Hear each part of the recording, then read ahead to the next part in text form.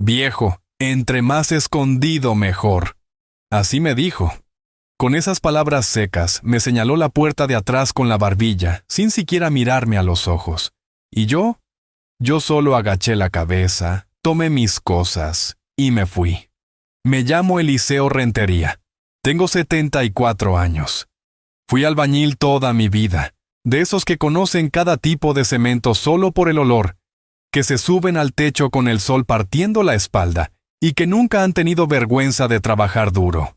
Crié a mi único hijo, Adrián, prácticamente solo, desde que su madre nos dejó cuando él tenía apenas 7 años. Trabajé de sol a sol, hice hasta de velador por las noches, todo para que a él no le faltara nada. Y hoy, después de todo, él me echó a un cuartito sin ventana, al fondo de la casa que, irónicamente, ayudé a construir con estas mismas manos. Así que escucha esta historia hasta el final, y compártela con quien necesite oír esto. Y después dime, ¿qué parte te llegó al corazón de verdad? ¿Y desde qué ciudad me estás escuchando? Porque lo que yo viví, tal vez tú también ya lo sentiste en carne propia. El cuartito era húmedo, con olor a moho. Tenía una cama vieja, un ventilador descompuesto y un lavamanos tapado. Me entregó la llave como quien entrega un paquete, y dijo, si vas a salir, avisa. No quiero sustos con los vecinos. Y ya, nada de si necesitas algo, dime, ni un siéntete en casa. No, ahí ya no era mi hogar, era solo un rincón para guardar un viejo, un escondite. La primera noche traté de hacerme a la idea de que era temporal, que estaba estresado por el trabajo, por las deudas, por su esposa que siempre me miraba como si sobrara. Pero al amanecer, cuando vi mi charola de pan y café tirada en el suelo, entendí. El mensaje era claro. Ya no me querían cerca. Mi nuera, Vanessa, no se molestaba en disimular. Me miraba como se mira algo estorboso en medio de la sala. Un estorbo. Nunca le caí bien. Decía que yo era muy pobrón, muy del pueblo, como si eso fuera vergonzoso. Y eso que fui yo quien les dio la mitad del enganche para comprar esa casa cuando se casaron, con mis ahorros de toda la vida, con mi pensión bien sudada, y aún así, con toda esa tristeza creciendo por dentro. Me callaba, porque yo soy de los que primero observan, que no hacen escándalo, que no gritan, pero tampoco soy tonto. Empecé a notar los cambios, me cortaron el internet, quitaron la tele del cuarto, hasta el tapete donde me acostaba a estirar la espalda desapareció. Cuando pregunté, Vanessa respondió, «La casa es nuestra, papá, no se puede tener cosas tiradas por ahí». Ese «papá» suyo siempre venía cargado de veneno, y Adrián solo asentía. A veces hasta se reía cuando ella me echaba indirectas. Y eso dolía más que cualquier palabra. Un día lo escuché hablando por teléfono, dijo, «Ya no aguanto, compa. Mi viejo solo estorba. Se mete en todo, quiere enseñarme todo. Entre más escondido esté, mejor». Y yo ahí, del otro lado de la pared delgada, escuchando todo. Ese día algo dentro de mí se rompió. Fue entonces cuando empecé a pensar con cabeza fría, a juntar las piezas. A pesar de todo, aún tenía mis documentos. Aún tenía acceso a mi cuenta. Y lo más importante, mi nombre seguía en las escrituras de esa casa. ¿Sí? Porque cuando ayudé a pagarla, me aseguré de que quedara así. Adrián ya ni se acordaba, pero yo nunca lo olvidé. No iban a hacer nada con la sangre caliente. Yo soy hombre de planear, de respirar profundo, y actuar cuando es el momento justo. Mientras tanto, hacía como que todo estaba bien. Cuidaba el jardín, barría el patio. Lavaba mi ropa a mano y la colgaba en un cordel improvisado. Los vecinos pensaban que era el velador. Algunos hasta me preguntaban si trabajaba ahí. Yo sonreía. Y decía que sí. Era más fácil que explicar la verdad. Pero la verdad no se esconde para siempre. Y un día, llegó. Vanessa organizó una comida con su familia un domingo. Yo no fui invitado. Mejor dicho, me avisaron que era mejor no aparecer. Me quedé en mi cuartito, escuchando risas, música, brindis. hasta que oí una frase que me hizo levantarme con el pecho hirviendo. Ella dijo, bien fuerte, «Aquí solo queremos gente útil». Y mi suegro, pobre, ya parece pieza de museo. Respiré profundo. Me miré en el espejito sucio colgado detrás de la puerta, y me dije, ya basta. Ese día empecé a mover mis piezas, sin gritos, sin show, pero con justicia. Y te digo algo, el día que Adrián se enteró de lo que hice, se puso blanco como papel. Y yo solo lo miré, con la misma calma con la que un viejo albañil observa una pared chueca, antes de tirarla abajo y empezar desde cero. Porque hay cosas en la vida que no se pueden reparar. Hay que demoler y construir de nuevo. Después de esa comida familiar donde escuché a Vanessa burlarse de mí como si fuera una antigüedad estorbosa, algo cambió en mi cabeza. Yo había aguantado mucho, me había callado más de lo que debería, pero yo no nací para ser invisible. Y si mi propio hijo se había olvidado de lo que significaba respeto, entonces me tocaba a mí recordárselo. No con gritos, no con violencia, pero sí con hechos.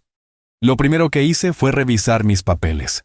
Saqué de una caja de madera que tenía escondida bajo la cama un folder de plástico con todos mis documentos. Acta de nacimiento, INE, CURP, estados de cuenta y, claro, la copia de la escritura de la casa. Ahí estaba, clarito, propiedad compartida entre Eliseo Rentería y Adrián Rentería. Esa casa no era solo de ellos, era mía también, aunque lo hubieran olvidado. Guardé el documento en mi mochila, con cuidado, y al día siguiente me fui bien temprano al centro. Me senté frente a un café, pedí un pan dulce y un cafecito negro, y esperé que abriera la notaría. Quería confirmar lo que ya sabía, quería tener certeza. Cuando me atendieron, les mostré la escritura. El licenciado la revisó. Me miró por encima de sus lentes y dijo, «Don Eliseo, usted sigue siendo dueño de la mitad de esta propiedad. Tiene todo el derecho legal de tomar decisiones sobre ella. ¿Y puedo vender mi parte?» «Claro, aunque lo ideal sería que llegaran a un acuerdo entre copropietarios. Pero si ellos se niegan, se puede demandar una partición judicial. Es más largo, pero se puede». Salí de ahí con una tranquilidad que no sentía hace meses. Ya no me dolía tanto el desprecio. Ahora tenía dirección, tenía claridad. Esa noche, fingí estar más cansado de lo normal. Me encerré en mi cuarto, apagué la luz temprano y empecé a escribir. Palabra por palabra, con letra firme, redacté una carta. No era una carta de despedida ni una nota de rencor. Era una declaración, un acto de dignidad. Adrián, durante muchos años fui tu padre, pero más que eso fui tu sostén. Te di lo que tuve y lo que no tuve también. No escribo esto para que me pidas perdón ni para que cambies tu forma de ser. Lo escribo porque ya no puedo ni quiero seguir bajo este mismo techo. No soy un estorbo, no soy una carga, y mucho menos soy invisible. Esta casa que pisas no es solo tuya. Metiste a tu esposa, a tus hijos, pero te olvidaste que aquí también hay raíces mías. Y esas raíces hoy deciden crecer lejos. No te preocupes por mí. Me voy con la frente en alto. Eliseo. Doblé la carta, la guardé en un sobre y la metí bajo la puerta de la recámara de Adrián mientras todos dormían. Al amanecer, recogí mis pocas cosas, ropa, un par de libros, mis herramientas, y me fui caminando, sin hacer ruido. Ni siquiera miré hacia atrás. Me fui a vivir a un cuartito que me rentó don Rubén, un viejo amigo de los tiempos de obra. Tenía un terreno al borde del pueblo, con una casita que usaban de bodega. Me dejó quedarme ahí a cambio de ayudarle con unos arreglos y mantenimiento. No era gran cosa, pero tenía lo más importante: libertad. Con el tiempo libre que tenía, empecé a reparar muebles, a hacer bancas, a arreglar puertas. Cosas que siempre me gustaron. Lo que era terapia, pronto se volvió negocio. La gente empezó a traerme encargos. Un buró roto, una mecedora vieja, una puerta descuadrada, y así, poco a poco, llené mi espacio de herramientas, tablas, serruchos y hasta alegría. Mientras tanto, allá en la casa que antes llamaba hogar, Las cosas empezaron a apretarse. A las pocas semanas, Adrián fue a buscarme. Llegó una tarde, sin avisar. Yo estaba lijando una mesa bajo la sombra de un laurel, con el serrín cubriéndome las manos. Se bajó de su coche y se quedó ahí parado, mirándome como si no supiera por dónde empezar. «Papá», dijo, «¿qué necesitas?». Le respondí sin levantar la vista. «Leí tu carta». Me imaginé. «No quiero que pienses que no valoro lo que hiciste por mí». ¿Tarde? Ya lo pensé. Y lo viví. Solo que las cosas se nos salieron de las manos. Vanessa, ya sabes cómo es ella. Sí, sé cómo es, pero más importante, ahora sé cómo eres tú. Hubo silencio. Solo se oía el viento y el canto de los grillos. Adrián tragó saliva. Se metió las manos a los bolsillos. «Mira, no vine a pelear. Vine a proponerte algo. Comprarte tu parte de la casa, así ya no hay conflictos». Lo miré por fin, directo a los ojos. «¿Quieres comprarme lo que es mío para poder seguir olvidando que existo?» «Papá, te lo vendo, Adrián, pero no por lo que tú quieras pagar, sino por lo que realmente vale, y más aún, por lo que yo valgo». Y así fue. Llevé los papeles a la notaría, tasamos el valor real de la propiedad y acordamos la venta de mi parte. Recibí mi dinero, firme en mi decisión. No lo usé para viajar, ni para gastarlo en tonterías. Compré un pequeño terreno en el campo, una casa sencilla pero rodeada de árboles y silencio. Empecé de cero. Sin rencor, pero con memoria. Porque hay cosas que uno no debe olvidar. No para guardar odio, sino para no repetir la historia. Desde entonces, no volví a ver a Vanessa y a Adrián. Solo lo vi una vez más. No vino a pedirme perdón. Solo quería saber si yo estaba bien. Y eso bastó para entender que él no había cambiado. Solo tenía curiosidad. Yo, en cambio, sí cambié. Me volví más fuerte, más firme. Aprendí a no dejar que la nostalgia me pusiera cadenas.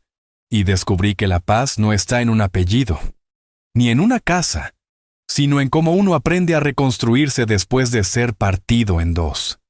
Ahora, cada mañana, me levanto con el canto de los pájaros, tomo mi cafecito viendo el monte y agarro mis herramientas con el mismo gusto de siempre. Ya no espero llamadas. Ya no cuento los días esperando visitas. Porque entendí que hay padres que dan todo por sus hijos, pero que hay hijos que dan nada por sus padres. Y en vez de llorar por eso, decidí vivir. A mi modo, a mi ritmo, y con dignidad. La vida en el campo me enseñó a respirar de nuevo. Aunque el aire oliera a tierra húmeda y a leña quemada, para mí olía a libertad. Ya no tenía que medir mis pasos, ni mis palabras. Nadie me pedía que bajara la voz, ni que no interfiriera en la crianza de los niños. Nadie me miraba como si estorbara. Vivía en una casita sencilla, blanca por fuera, con tejas color terracota y un porche de madera que yo mismo levanté con unas vigas recicladas. El terreno era generoso, lleno de matas de naranjo, unos cuantos nopales, y até me di el gusto de sembrar unas calabazas. En esa tierra no solo puse semillas, puse mi esperanza. Y te digo algo. Cuando uno planta con fe, la vida responde. Pasaron unos meses desde que vendí mi parte de la casa a Adrián. No hubo pleito legal, no hubo gritos, solo papeles firmados, miradas frías y silencio. Él no me preguntó dónde iba a vivir, solo quería resolver el problema lo más rápido posible. No sé si pensó que yo iba a usar el dinero para irme a un asilo o a pagar renta hasta morir. Lo que sé es que nunca imaginó que yo aún tuviera fuerzas para construir. Pero es que él nunca me miró de verdad. Siempre creyó que yo era un hombre viejo, pero nunca entendió que la vejez no mata la dignidad. Una tarde, mientras barnizaba una banca de pino bajo la sombra de un mezquite, escuché el motor de una camioneta que se acercaba levantando polvo. No esperaba a nadie. Me levanté, limpiándome las manos en el pantalón, y ahí lo vi. Era Rubén, mi amigo de tantos años, o más bien lo que quedaba de él. Estaba más delgado, con el rostro chupado y los ojos hundidos. Bajó del vehículo con lentitud y se acercó con paso arrastrado. «Eliseo», Vine porque me enteré de lo que hiciste, me dijo, y yo no entendía a qué se refería. ¿Qué hice ahora? Vendiste tu parte de la casa y te fuiste sin hacer escándalo. Eso, compadre, eso no lo hace cualquiera. Hay que tener agallas. Mi hijo me está haciendo lo mismo que el tuyo. Me trata como si fuera una carga, un estorbo. Pero yo no tuve tu valor. Me sigo quedando ahí, tragándome todo por miedo a quedarme solo. Lo miré con el corazón apretado. Le ofrecí asiento y le serví un vaso de agua de limón recién hecha. Se sentó en silencio y durante largos minutos no dijimos nada. Solo el sonido de los pájaros y del viento entre las hojas. Después de un rato, rompí el silencio. No es fácil, Rubén. Pero es peor quedarse en donde uno ya no es querido. El silencio pesa más que la soledad.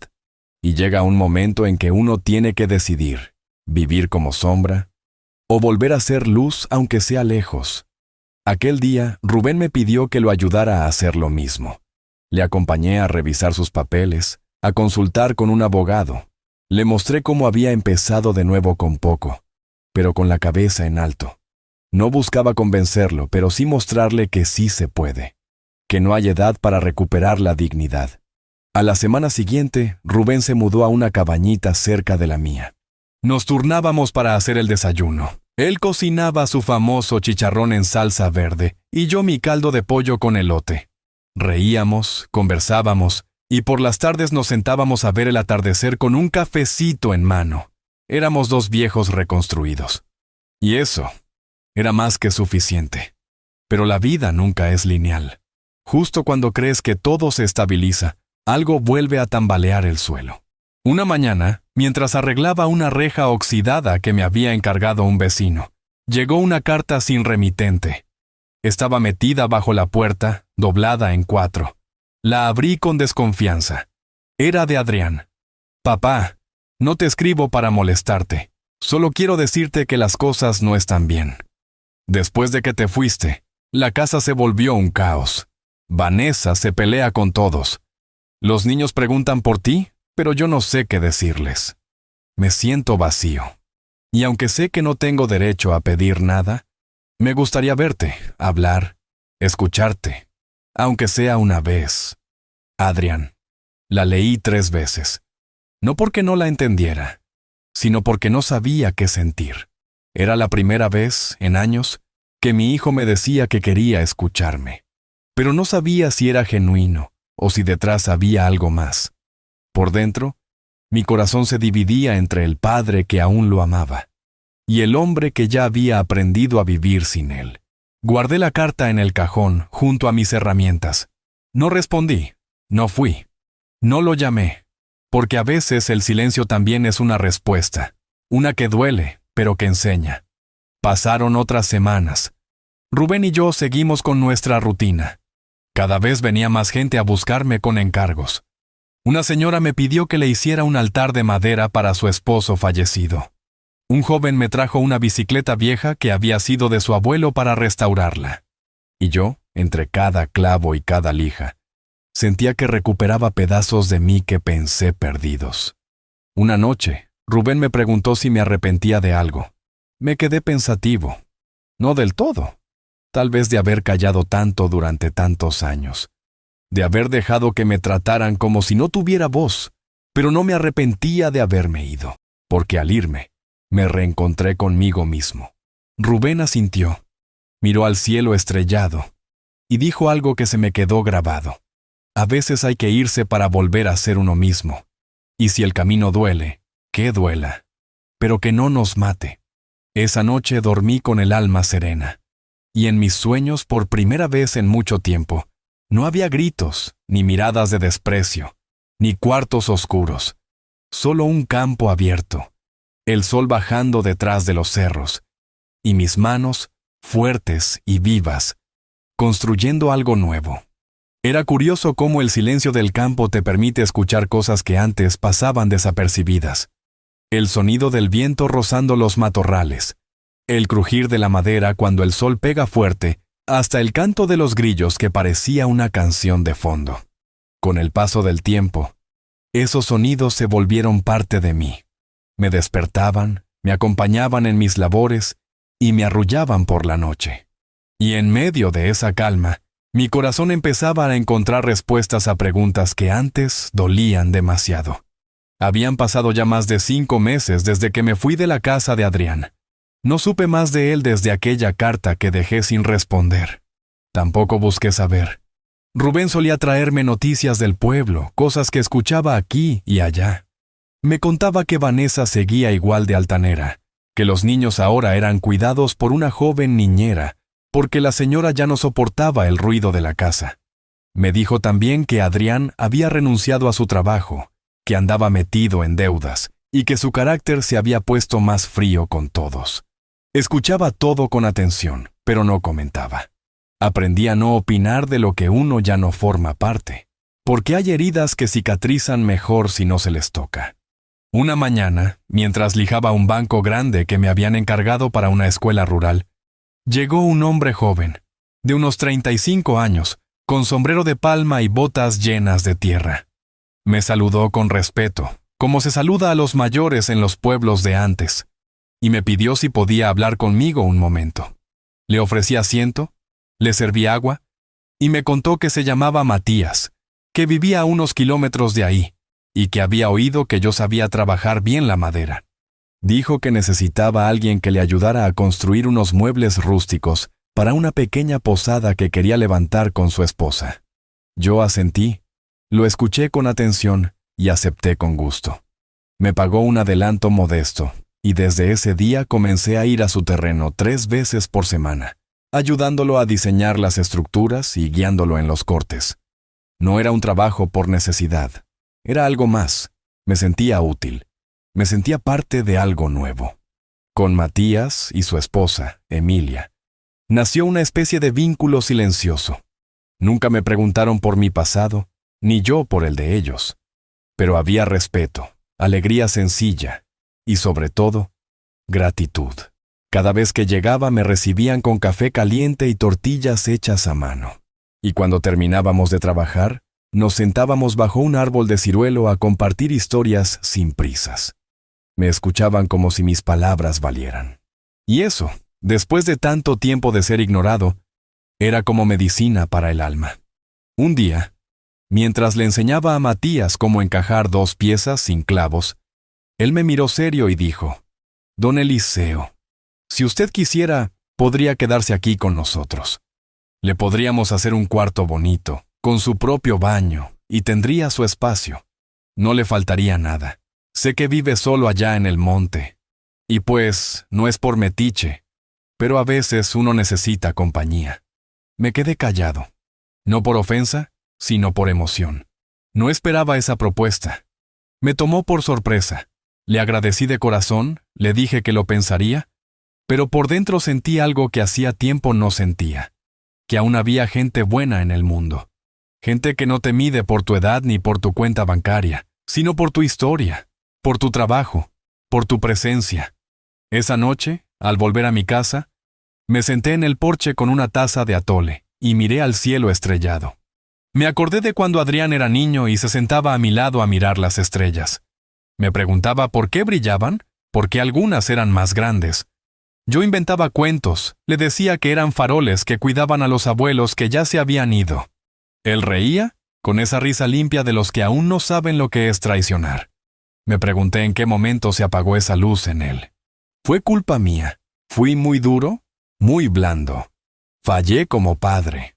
Esas preguntas venían a veces como oleajes, y yo aprendí a dejarlas pasar.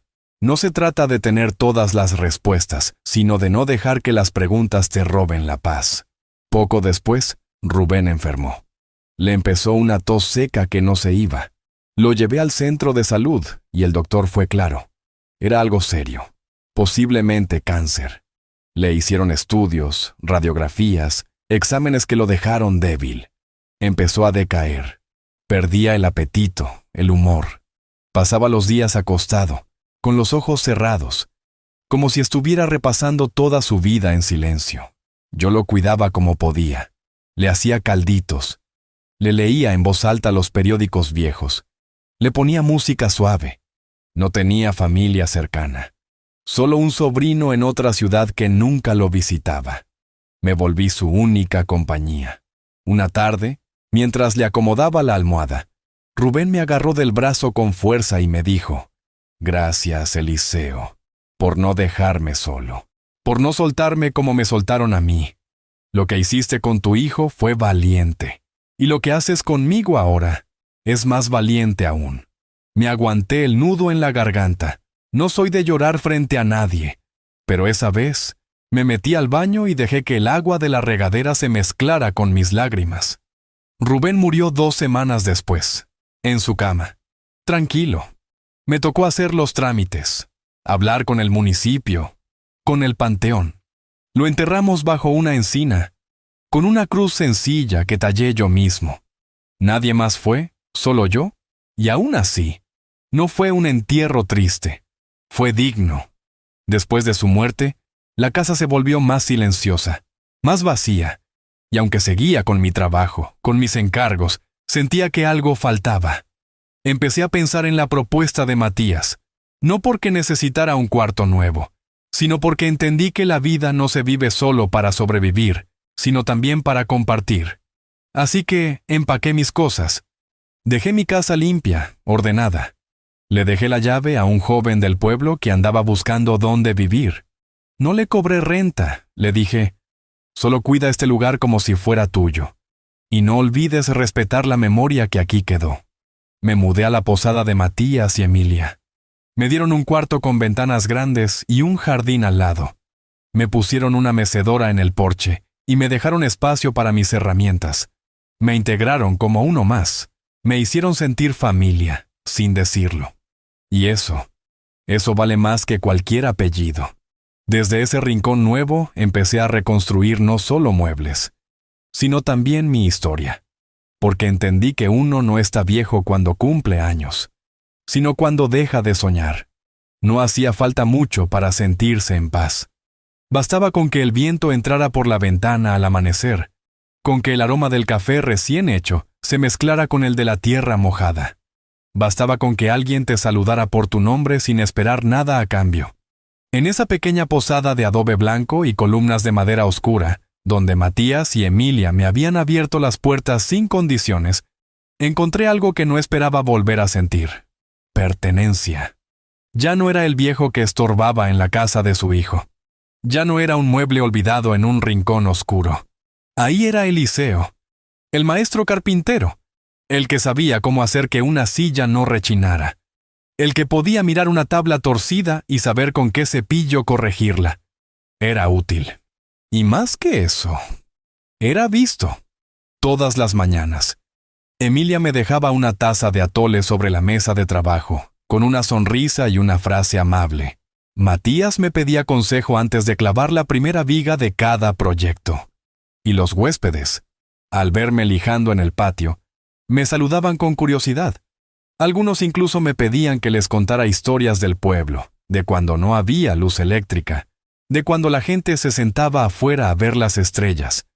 Yo les contaba sin prisas, sin adornos.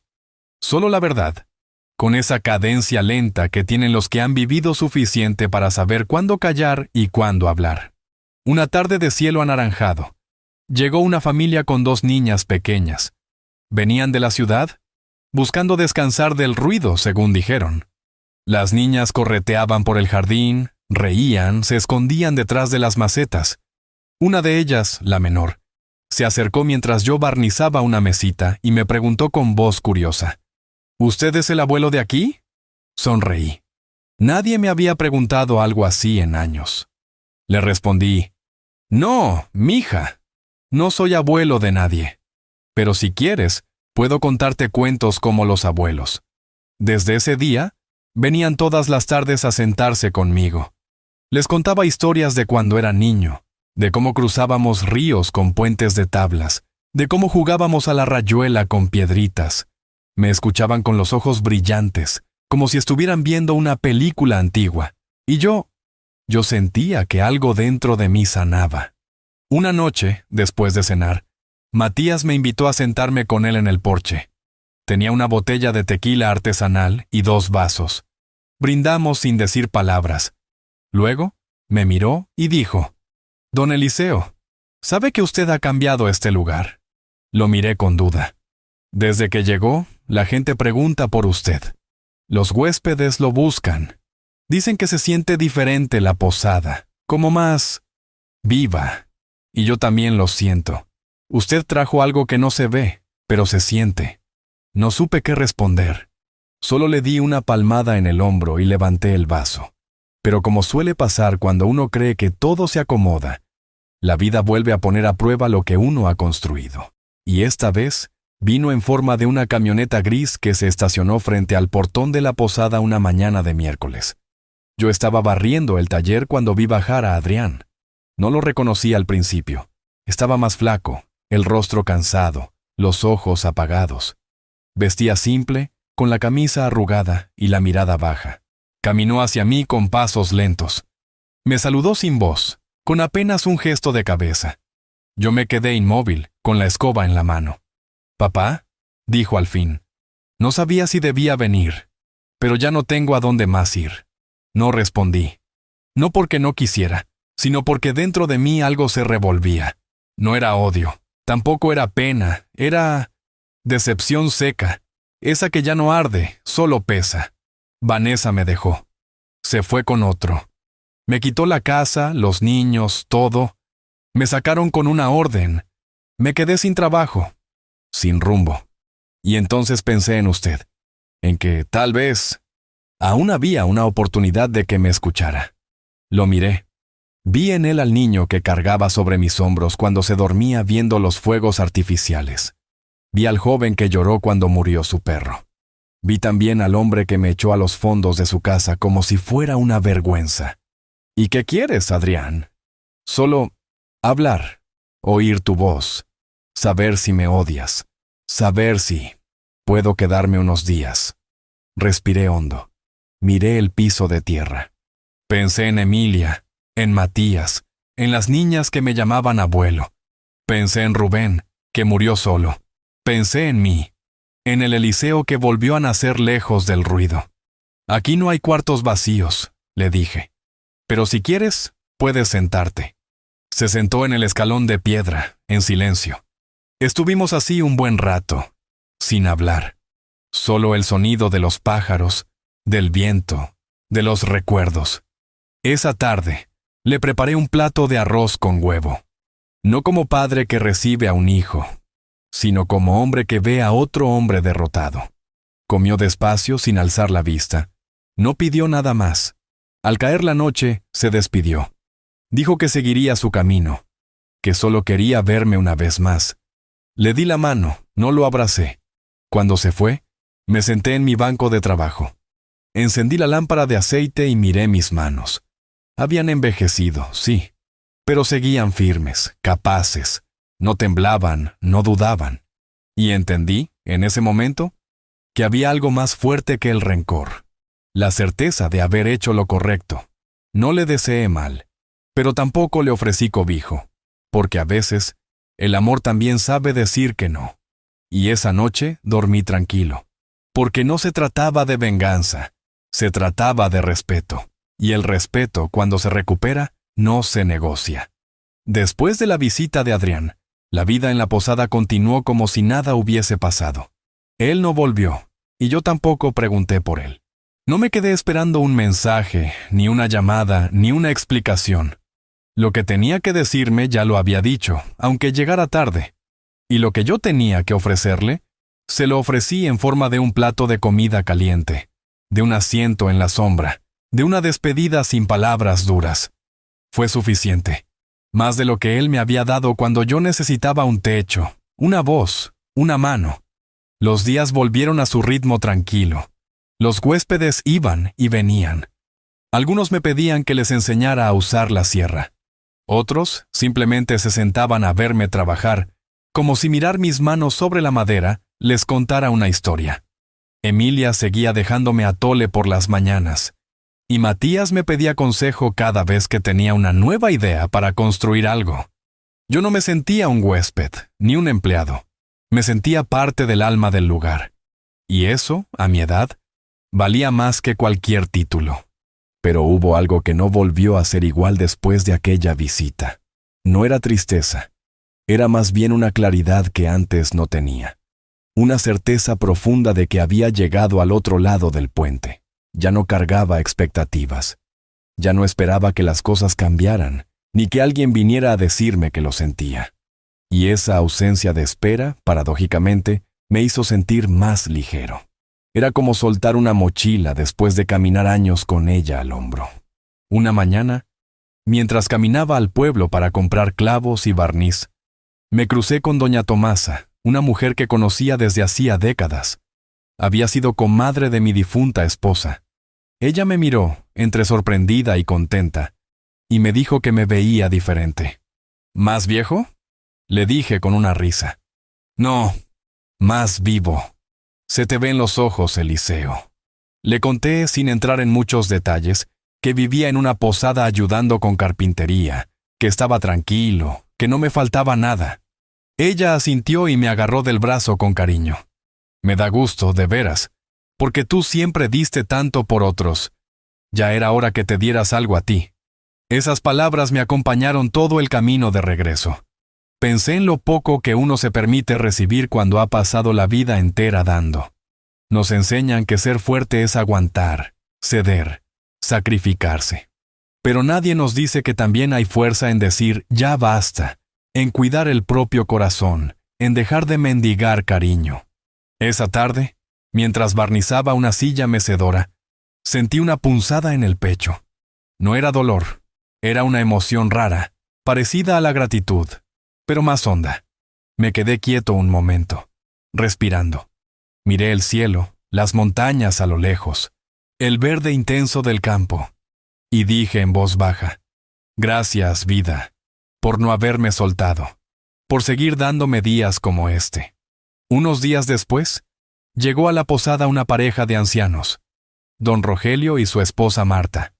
Él andaba con bastón y ella con un sombrero enorme que la protegía del sol. Desde que llegaron, noté algo distinto en ellos. No hablaban mucho, pero se tomaban de la mano todo el tiempo.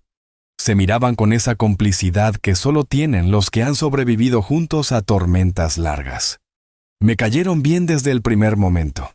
Don Rogelio se acercó una tarde a mi mesa de trabajo. Observó en silencio cómo encajaba las piezas de un banco de iglesia y luego dijo, ¿sabes? Yo también trabajé la madera cuando era joven, pero nunca tuve el pulso que tú tienes, ni la paciencia. Le invité a sentarse, le pasé un taco de tela para que lijara conmigo, y ahí estuvimos una hora, como dos viejos que se entienden sin mucha charla. Me contó que habían viajado por muchos pueblos buscando un lugar donde pasar sus últimos años, que no tenían hijos, que los hermanos habían muerto, que los amigos se habían ido alejando con los años.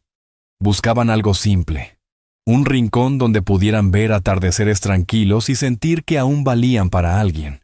Esa noche les hablé a Matías y Emilia.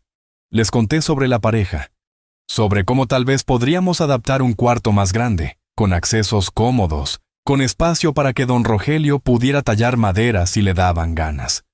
No hubo discusión.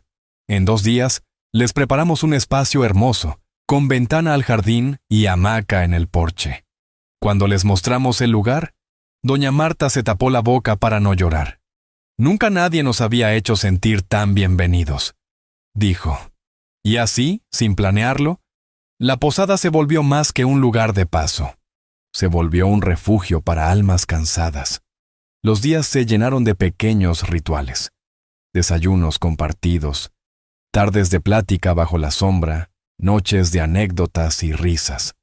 Los huéspedes que llegaban sentían el calor distinto del lugar. Algunos se quedaban más de lo planeado. Otros se iban con lágrimas en los ojos. Y todos, sin excepción, se llevaban un pedazo de nosotros en el corazón. Yo, por mi parte, ya no pensaba en Adrián, ni en Vanessa, ni en la casa que alguna vez fue mía. No porque los odiara, sino porque habían dejado de ocupar espacio en mi presente. Mi mente estaba llena de otras cosas, de proyectos por terminar, de leña por cortar, de pan que hornear con Emilia, de música vieja que don Rogelio ponía en una radio de baterías que guardaba como tesoro. Un día, Mientras escribía en un cuaderno que llevaba tiempo sin tocar, me di cuenta de algo. No era solo que mi vida había cambiado, era que yo había cambiado. Ya no era un hombre esperando justicia, ni un padre esperando cariño. Era simplemente Eliseo, el hombre que decidió volver a empezar y que no se arrepentía. El tiempo tiene una forma curiosa de mostrar sus huellas. No siempre lo hace con arrugas o cabellos blancos. A veces lo hace con una paz que no tenías antes, con una calma que se instala en los huesos, con la certeza de que ya no tienes que correr detrás de nada ni de nadie. Y así me sentía yo. No como un hombre viejo, sino como un hombre completo. Cada mañana, cuando abría la ventana de mi cuarto en la posada, sentía que el aire me saludaba. Me sentaba en el porche con mi taza de café y mi libreta y escribía. No eran poemas ni cartas, eran pensamientos sueltos, memorias.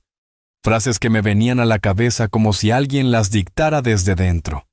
Nunca me consideré escritor, pero empecé a escribir porque sentía que lo que estaba viviendo no debía desaparecer sin dejar rastro. Don Rogelio, que ahora vivía con nosotros en la posada con su esposa Marta, me acompañaba a veces en ese ritual. Se sentaba a mi lado con su bastón entre las piernas, sin decir nada, solo escuchando el canto de los pájaros o mirando cómo el sol se posaba sobre las hojas del naranjo.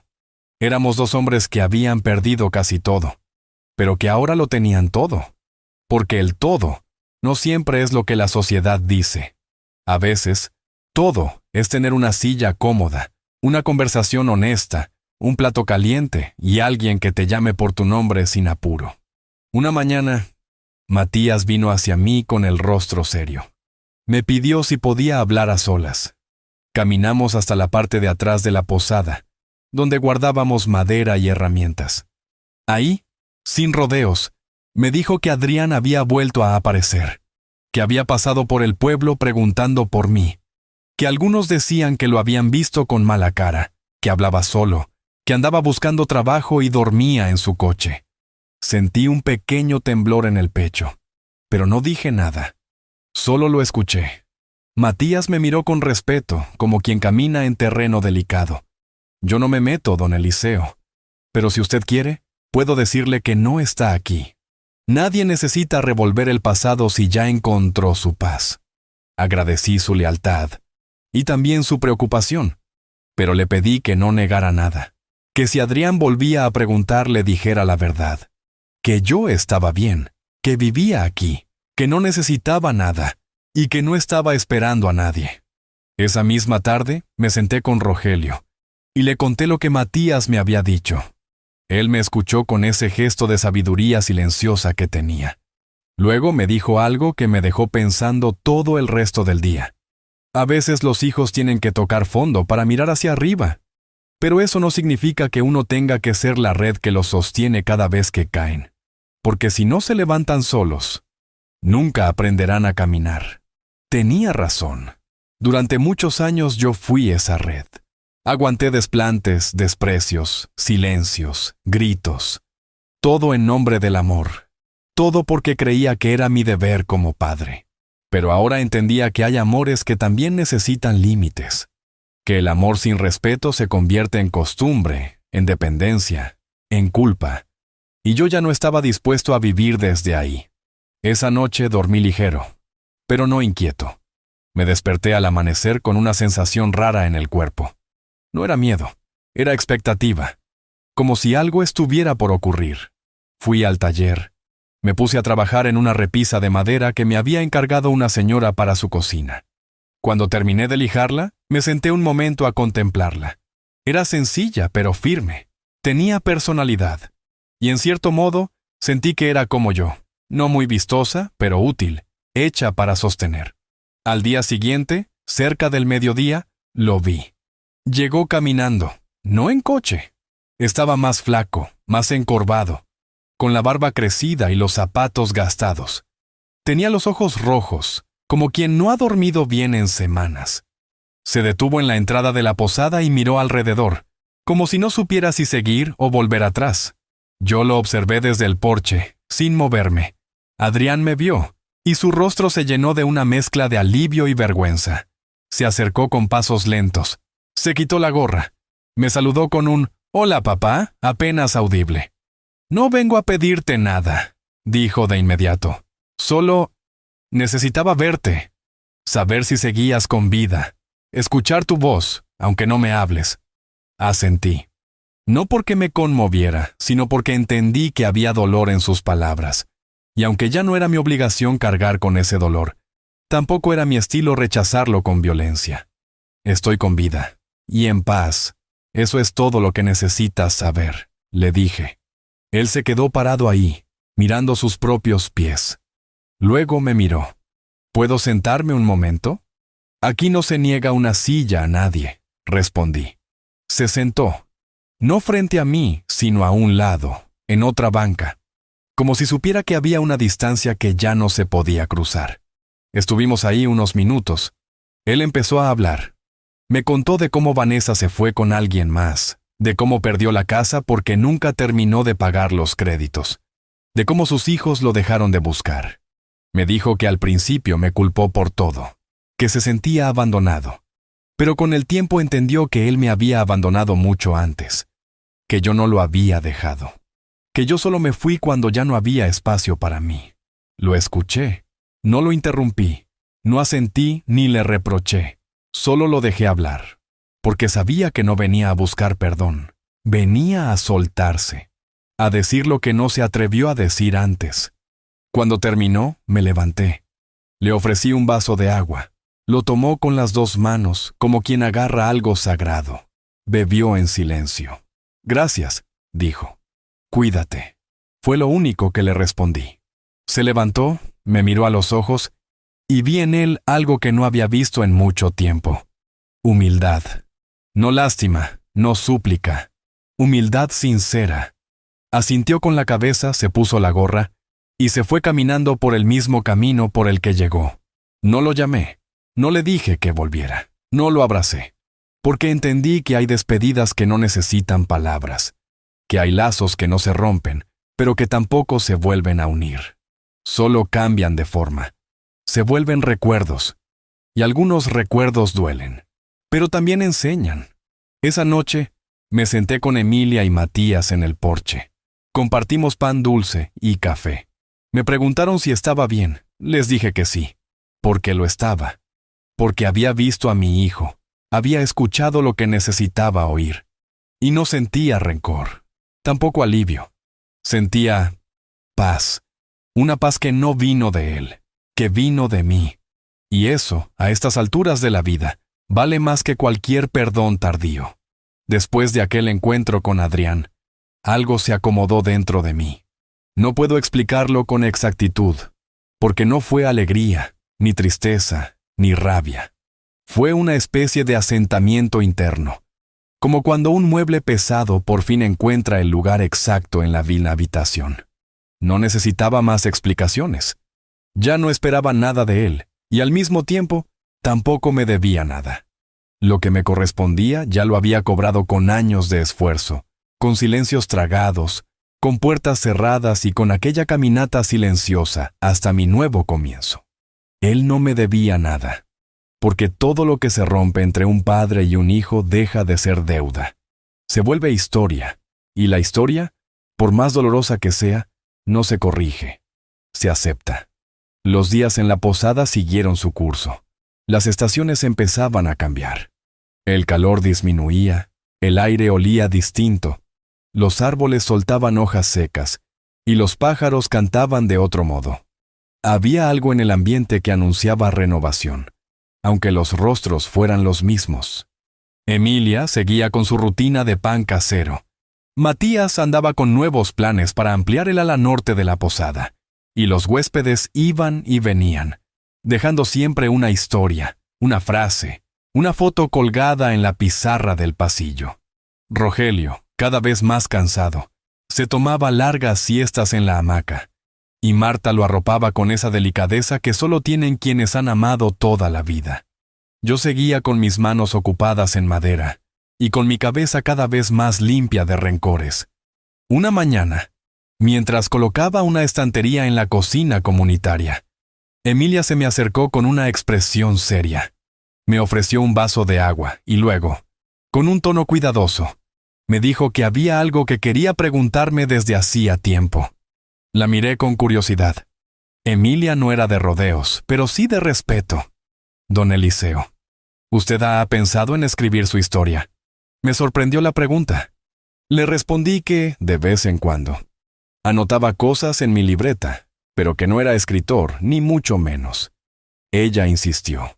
Me dijo que lo que yo contaba en las tardes, lo que compartía con los huéspedes, lo que enseñaba con sus silencios, todo eso merecía quedar escrito, que había mucha gente que necesitaba escuchar historias como la mía, que quizás no para cambiar su vida, pero sí para entenderla.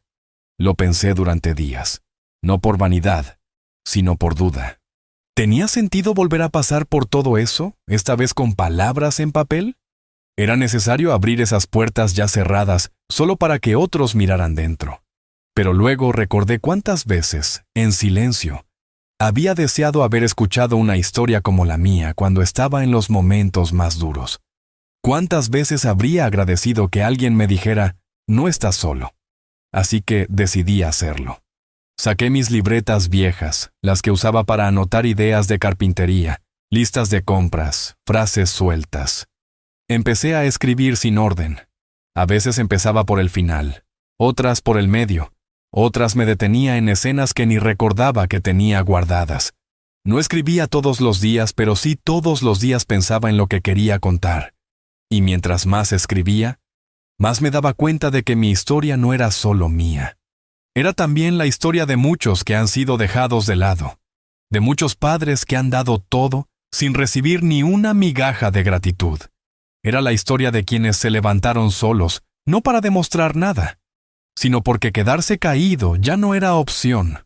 Una tarde de lluvia, Rogelio se sentó conmigo y me pidió leer algunas páginas. Le pasé un cuaderno, pensando que se quedaría dormido a la mitad. Pero no, lo leyó completo, lento, con sus lentes grandes y sus dedos manchados de tiempo. Cuando terminó, me miró con los ojos húmedos y dijo, esto no es solo un testimonio, es un mapa para los que están perdidos. Tienes que terminarlo. Esas palabras me dieron impulso. Empecé a dedicarle más tiempo, a ordenar capítulos, a corregir frases, a leer en voz alta para escuchar el tono. Emilia me ayudaba a pasar algunos textos a la computadora. Matías me enseñó cómo guardar los archivos, y hasta un huésped que era editor me ofreció algunas sugerencias. Sin buscarlo, sin pretenderlo, lo que era una escritura íntima se convirtió en un proyecto colectivo. Todos querían que la historia de Eliseo viera la luz, y así fue. Un año después de haber llegado a la posada, terminé mi libro. Lo titulé Cuando el hijo se olvida del padre. No porque buscara señalar a Adrián, sino porque esa frase representaba a muchos. Se imprimieron unas pocas copias en un taller de encuadernación del pueblo. Lo pusimos en una repisa de la posada, con un cartelito hecho a mano que decía, una historia real, una historia de nosotros. El primer ejemplar se lo entregué a Rogelio. Él lo guardó como quien guarda un retrato de familia. El segundo se lo envié, sin dedicatoria, a Adrián. No supe si lo leyó. No esperé respuesta, solo lo dejé en manos del destino. Con el paso de los meses, más personas comenzaron a llegar a la posada buscando al señor del libro. Algunos querían escuchar en su voz lo que habían leído en las páginas. Otros venían porque habían sido tocados por una frase, por una escena, por una decisión. Y yo los recibía a todos con la misma sencillez de siempre. No me sentía especial, me sentía útil, me sentía escuchado, me sentía vivo. Un día, Emilia me dijo, ¿te das cuenta de lo que has construido, don Eliseo? Y yo le respondí con una sonrisa tranquila. Sí, un hogar. No uno de paredes y techos, sino un hogar de presencia, de respeto, de historias compartidas. Un hogar donde nadie es estorbo, donde nadie se esconde en un cuarto al fondo, donde todos tienen nombre, voz y lugar. Y en ese hogar, por fin, aprendí que no hay edad para volver a empezar. Había algo especial en despertar cada mañana con un propósito. Aunque fuera sencillo, como alisar una tabla, afilar un formón o escribir un párrafo más del libro. Cada acto tenía sentido. No había ruido de fondo, ni órdenes, ni miradas juzgonas. En la posada no se medía a nadie por lo que tenía, sino por lo que ofrecía. Y eso, para alguien como yo, que había pasado tantos años sintiéndose un mueble viejo, era como volver a nacer. La madera ya no era solo un oficio, era una extensión de mí. Mis manos, aunque arrugadas, seguían teniendo fuerza y precisión. Y cada cosa que construía era, en realidad, una forma de ponerme en pie una vez más. Con el paso del tiempo, comenzaron a llegar más personas mayores a la posada. Algunos venían solos, otros con maletas llenas de recuerdos tristes. La mayoría llegaban en silencio, arrastrando años de abandono, con los ojos cansados de esperar visitas que nunca llegaban. Emilia y Matías los recibían con ternura. Yo los observaba. No decía mucho al principio porque ya sabía lo que era llegar a un lugar nuevo sin saber si uno será bienvenido. Pero con el tiempo nos íbamos acercando. Les ofrecía sentarse conmigo en el taller, cortar madera, hablar de cualquier cosa. Y ahí, en medio del aserrín y el olor a barniz, empezaban a soltar sus historias. A veces bastaba con que uno dijera, yo también tengo un hijo que no me llama hace años, para que los demás se sintieran menos solos. Así, sin planearlo, la posada empezó a transformarse. Ya no era solo un lugar de descanso, era un espacio de reparación, de reconstrucción.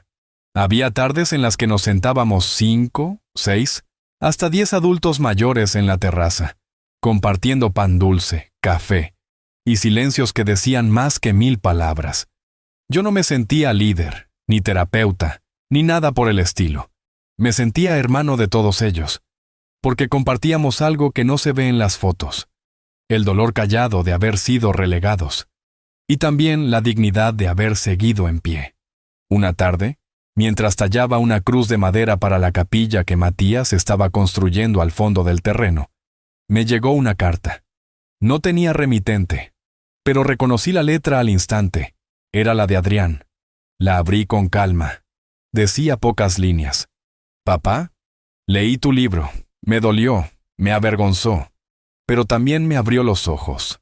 No vengo a pedirte nada. Solo quería que supieras que lo entendí todo, que me hiciste falta y que lamento no haberlo dicho antes. Adrián. No lloré, no temblé. Solo cerré la carta y la guardé en el cajón del taller. La dejé ahí, como parte de los clavos, de las lijas, de la historia, porque esa carta ya no era para cambiar nada. Era un eco tardío de una voz que en su momento se negó a hablar.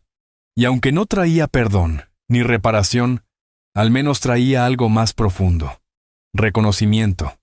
Esa noche dormí con el corazón en calma.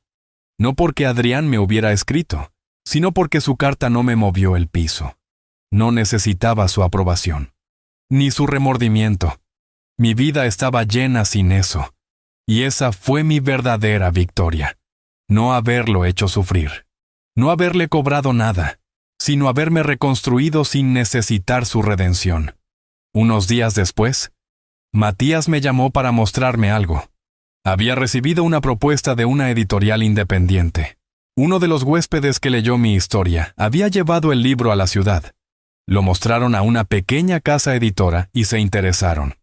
Querían publicarlo oficialmente, con una tirada más grande. Querían distribuirlo en otras posadas rurales, en bibliotecas comunitarias, no por fama ni por dinero, sino porque sentían que el libro podía tocar a muchos. Preguntaron si yo estaría dispuesto. No lo dudé. Dije que sí, no por ego, sino por gratitud. Porque si mi historia podía llegar a otros que aún no sabían cómo empezar de nuevo, entonces valía la pena. Firmamos un acuerdo sencillo. Me enviaron las primeras copias impresas con portada nueva, papel más grueso, y mi nombre completo en letras doradas. Eliseo Rentería. Nunca imaginé verme ahí, no como protagonista de una tragedia, sino como testimonio de una verdad. Con cada ejemplar que llegaba, Emilia hacía una ceremonia modesta. Lo colocábamos en el estante del comedor, lo comentábamos con los nuevos huéspedes, y algunos me pedían que lo firmara. Me daba risa, Nunca supe cómo se firma un libro. Así que solo escribía. Con respeto y esperanza, Eliseo. Una tarde de esas en que el sol se filtra entre las nubes con esa luz dorada que parece tocar el alma, don Rogelio se sentó a mi lado con un álbum de fotos. Me lo pasó sin decir palabra. Lo abrí. Había fotos suyas de joven, de su boda, de viajes. Y al final, una página en blanco. Me dijo, aquí quiero que pongas una foto tuya, Eliseo, porque tú ya formas parte de mi historia. Me quedé sin palabras, porque era verdad. Nos habíamos vuelto familia sin darnos cuenta. No por sangre, sino por cuidado. No por obligación, sino por elección. Poco tiempo después, llegó una reportera de una revista regional. Había oído hablar del abuelo de la posada y quería hacer una nota. Se llamaba Clara. Me entrevistó con respeto, sin sensacionalismo. Me preguntó por mi historia, por mi libro, por mi vida antes y después de llegar allí. Le hablé con franqueza. Le dije que no era un ejemplo de nada, que solo había sobrevivido como muchos, que lo único diferente fue que me animé a contar lo que otros callan. La nota salió publicada con el título El hombre que reconstruyó su vida con madera y silencio. Se compartió mucho en redes, y aunque yo no entiendo nada de eso, Matías me mostró los mensajes que la gente dejaba. Me recuerda a mi papá. Ojalá mi abuelo hubiera escrito algo así. Me dio fuerzas para volver a ver a mi padre. Leí cada uno con humildad, porque entendí que ya no era solo una historia personal. Era una voz prestada a tantos que no sabían cómo decir lo que llevaban en el pecho. Esa noche, me senté en el porche, solo. Vi la luna llena, escuché los grillos, sentí el aire fresco en la piel, y pensé en todo lo que había cambiado, en cómo pasé de ser el viejo escondido en el cuarto del fondo, al abuelo que otros ven como faro. No busqué eso, solo quise vivir con dignidad. Pero a veces, cuando uno se mantiene firme, la vida te devuelve lo que perdiste. No igual, no con las mismas personas, pero sí con nuevas formas de amor. Y ahí, en ese instante, comprendí que a veces, lo mejor que te puede pasar es que te obliguen a empezar de nuevo. Nunca imaginé que oscilando entre martillos y clavos, entre madera vieja y silencios compartidos, yo terminaría rodeado de tanta gente que no compartía mi sangre, pero sí mi historia. Con el paso del tiempo, la posada dejó de ser un simple lugar para dormir y se convirtió en un refugio real para quienes ya no encajaban en ningún otro sitio. A veces llegaban hombres con la mirada vacía, mujeres con los hombros caídos, ancianos arrastrando una maleta y un suspiro. Y cada uno de ellos, sin importar de dónde venían, encontraba ahí una esquina donde volver a sentirse persona. Nadie era llamado por su edad ni por su enfermedad, sino por su nombre. Nadie tenía que pedir permiso para contar su dolor. Y si no querían hablar, bastaba con sentarse cerca, sentir el olor del pan recién hecho, o escuchar el sonido de los cinceles golpeando la madera. Sin decirlo, sabíamos que todos estábamos remendando algo. Mi libro ya había alcanzado otros pueblos. Me contaban que en ciertos centros comunitarios lo leían en voz alta durante las tardes, como quien abre una carta que nunca supo cómo escribir. La editorial pequeña que me había apoyado me ofreció publicar una segunda edición, con algunas reflexiones nuevas. Les dije que sí, pero con una condición: que fuera distribuido gratuitamente en hospitales geriátricos y asilos. No me interesaban los aplausos ni los premios. Me interesaba que un viejo sentado en un rincón, como yo estuve alguna vez, pudiera leer mi historia y pensar: no soy el único.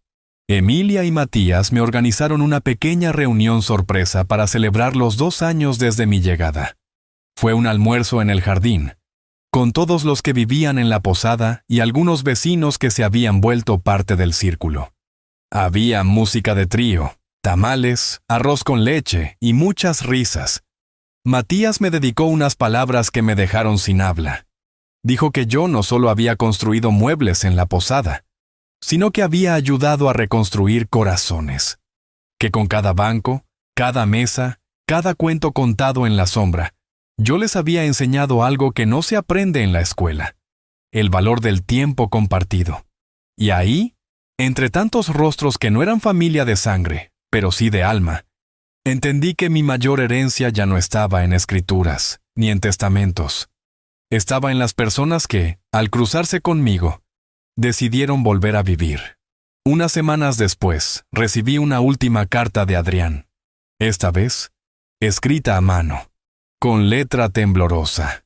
Me contaba que se había ido a vivir a otro estado, que había conseguido trabajo de jornalero en un rancho y que, por primera vez en mucho tiempo, estaba conociendo el silencio. Me decía que entendía si no quería volver a saber de él, que no pedía nada. Solo quería que supiera que estaba tratando de ser mejor hombre. Leí la carta con calma, como quien lee el final de un libro largo. No respondí. No hacía falta. Mi respuesta ya estaba escrita desde hacía mucho, en mi forma de seguir adelante sin rencor, pero con firmeza. Y en mi corazón, aquella historia ya había cerrado su capítulo. La vida en la posada siguió su curso.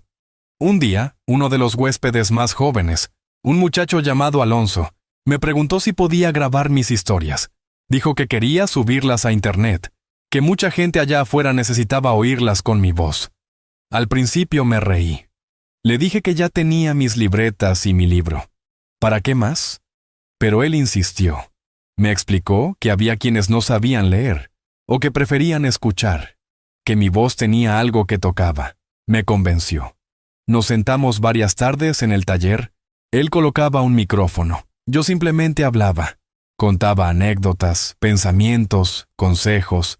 No como un sabio, sino como un hombre que había aprendido a las malas y a las buenas. Y así, sin saberlo, me convertí también en la voz de otros que no se atrevían a hablar. Empezaron a llegar cartas de lugares que no conocía. Un señor de Sonora que me decía que su hijo lo había leído y que por fin lo había llamado después de 5 años. Una mujer de Veracruz que cuidaba a su papá con Alzheimer y que escuchaba mis relatos mientras lo bañaba, diciendo que eso le daba fuerza para no rendirse. Un joven de la capital que se había criado con sus abuelos y me decía: «Usted me recordó al viejo que me enseñó a andar en bicicleta». Eran mensajes que no pedí, pero que recibí con el alma abierta, porque entendí que el dolor, cuando se nombra, se transforma, y que mi historia, al ser contada, había empezado a curar también a otros. Una madrugada, me desperté con un leve dolor en el pecho. No era fuerte, pero era distinto. Me senté en la cama, respiré hondo, y supe que algo estaba cambiando. No sentí miedo. Me vestí despacio, caminé hasta el porche y me senté en la mecedora. El cielo estaba lleno de estrellas. Me quedé ahí, en silencio, escuchando los sonidos de la noche. No quise despertar a nadie. No quise alarmar. Solo quería quedarme un momento más con todo eso que había construido. Cerré los ojos y sentí paz. Una paz profunda, como la de quien ha puesto cada pieza en su lugar. A la mañana siguiente, Emilia me encontró dormido en la mecedora, con una libreta abierta sobre el regazo. Había escrito unas pocas líneas, con letra clara. «Si estás leyendo esto, es porque ya crucé el río. No llores. Solo sigue. Porque la vida no termina cuando nos vamos. Termina cuando dejamos de amar». Me despidieron como yo hubiera querido, con canciones viejas, con pan caliente, con palabras simples. No hubo ataúdes lujosos ni discursos vacíos. Me enterraron bajo el árbol de guayaba que tanto cuidé, y ahí mismo colocaron una banca de madera con una placa que decía: «Aquí descansan las manos que enseñaron a volver a empezar». Con el tiempo, la banca se volvió lugar de descanso para muchos. Algunos iban a leer, otros a pensar, otros simplemente a quedarse en silencio. Nadie me olvidó. No porque yo fuera especial, sino porque me permití ser humano. Porque hablé cuando tuve que hablar, y callé cuando el silencio era más sabio. Porque no me rendí, aunque todo parecía indicar que ya no tenía lugar. Y porque entendí, al final de todo, que la justicia no siempre viene en forma de castigo. A veces viene en forma de paz. Y es por eso que después de todo lo que viví, si me dieran la oportunidad de volver atrás, volvería a elegir el camino que tomé. Porque el verdadero triunfo no está en ser perdonado por quien te hirió, sino en perdonarte a ti mismo por haber permitido que te hicieran daño, y aún así, haber tenido el valor de seguir amando.